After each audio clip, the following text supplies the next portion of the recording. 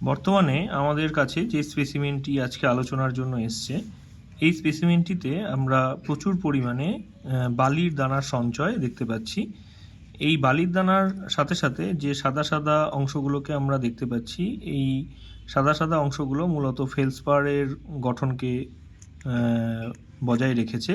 সুতরাং এগুলো সবই এখানে অর্থোক্লেস বা পেজিওক্লেস ফেলসপারের অংশ, এবং তার সাথে এখানে যে বালির দানাগুলোর মাঝে যে কাচিক দ্যুতি বেরোচ্ছে, সেই কাচিক দ্যুতির ভিত্তিতে মনে করা যায় যে এটি কোয়ার্টজ কণা থেকে সৃষ্ট একটি উপাদান। মূলত নদী, সৈকত বা মরুভূমি থেকে ক্ষয়প্রাপ্ত শিলাগুলি ধীরে ধীরে সঞ্চয় ঘটে সিমেন্টেশন পদ্ধতির মাধ্যমে আমরা কোয়ার্টজ ফেলসপার বা পলি বা যেগুলো আর্জেলিয়াস যে অবস্থানগুলো বালির বা কণার রয়েছে, সেগুলো একত্রিত হয়ে এই গঠন তৈরি করেছে।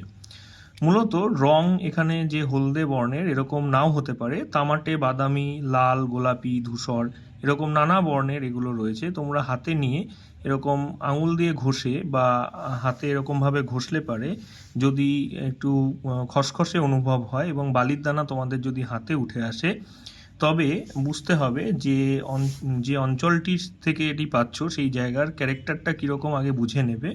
এবং যদি মনে হয় যে প্রচুর পরিমাণে চূর্ণ অংশ তোমাদের হাতে বাজছে, তাহলে অবশ্যই যে স্পেসিমেনটি তোমাদের কাছে থাকবে সেটি স্যান্ডস্টোন বা বেলে পাথর হিসেবে চিহ্নিত করা যেতে পারে।